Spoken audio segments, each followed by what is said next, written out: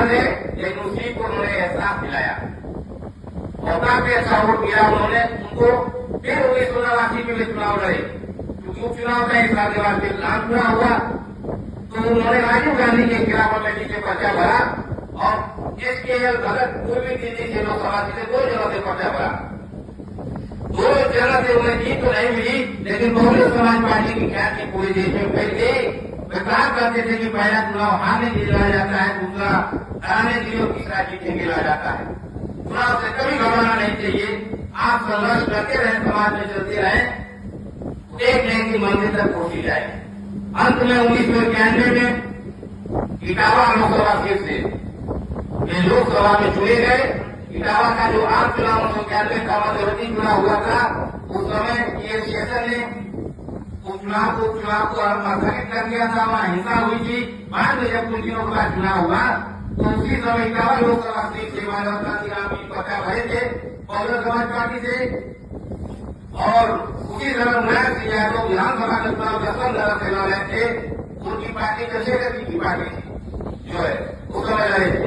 तो माधव काशीराम जी चुनाव जीत के लोकसभा में पहुंचे और उधर मुलायम सिंह भी विधानसभा का चुनाव जीत करके विधानसभा में पहुंचे।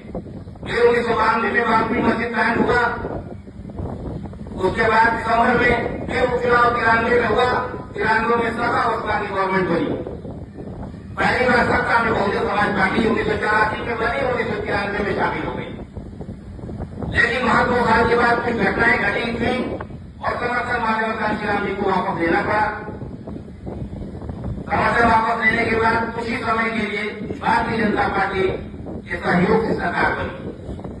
तमाम लोगों ने उस समय आलोचना किया कि आप सैद्धांतिक रूप से बहुजन समाज पार्टी भारतीय जनता पार्टी के खिलाफ है, आपने गठबंधन किया। मानव काशीराम जी ने उस समय कहा कि देखिए, इस गठबंधन से फायदा हमको होगा, उनका नुकसान होगा।